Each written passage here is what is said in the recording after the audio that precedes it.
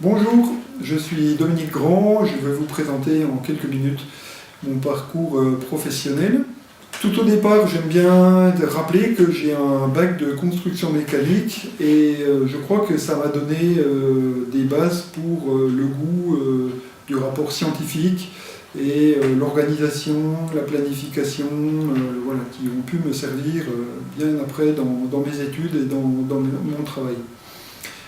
Auparavant, j'avais été entraîneur sportif dans le domaine de la gymnastique, voilà, étant moi-même pratiquant, et j'ai entraîné différentes catégories de jeunes, des tout petits aux très grands.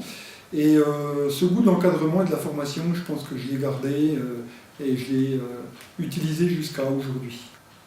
Donc à la suite de mon bac technique, eh bien, j'ai décidé de m'orienter dans le domaine des sciences humaines, et plus particulièrement de la psychologie, et c'est comme ça que j'ai passé un DESS de psychologie clinique et pathologique, puisque c'était vraiment dans mon goût du contact, du soin aux personnes, de l'aide aux personnes. Voilà. À la suite de quoi, j'ai fait un choix qui était que plutôt que de rentrer directement dans un métier de psychologue, j'ai aimé faire de la formation. Voilà, ce travail de terrain, de proximité des gens. Donc, ce soit pour des personnes adultes qui avaient des difficultés et qui étaient inscrites au chômage, ou d'orientation. Et je me suis plus spécialisé dans l'accompagnement des jeunes de 16 à 25 ans. J'ai créé une méthode pour faire des bilans de compétences avec ces jeunes, qui a d'ailleurs essaimé dans la région avec un certain succès.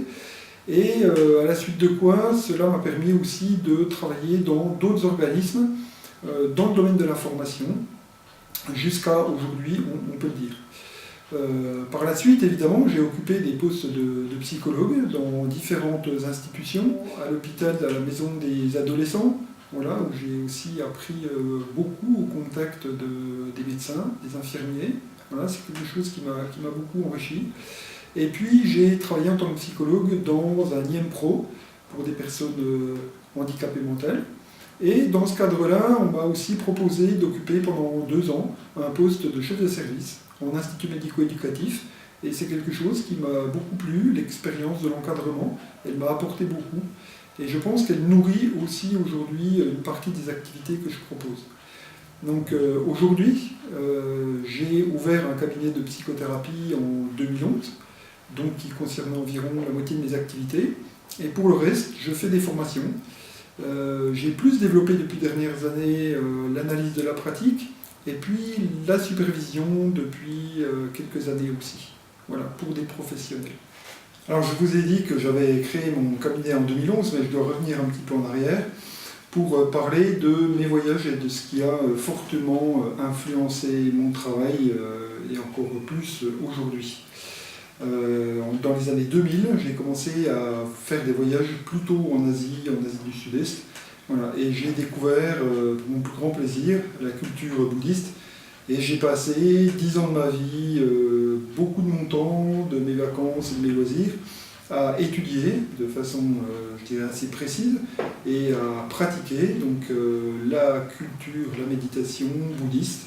Voilà. Et petit à petit, je me suis rendu compte que ça avait un grand intérêt à apporter ça dans mon travail. Notamment parce qu'aux États-Unis s'était développé ce qu'on appelle en français la pleine conscience, mindfulness en anglais, et qui était une méthode qui permettait de traiter au départ les troubles anxieux, dépressifs, et puis on l'a vu par la suite d'autres choses comme les douleurs chroniques et un certain nombre de difficultés psychiques.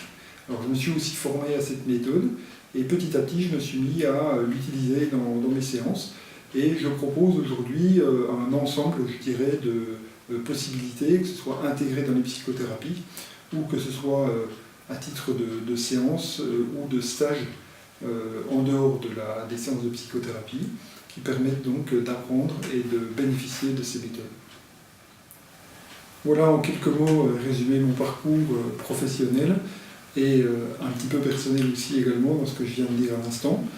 Eh bien, si vous le souhaitez, vous pouvez prendre contact avec moi, que ce soit par l'intermédiaire de mon site internet ou par les emails ou téléphone évidemment. Je vous remercie, au revoir, à bientôt.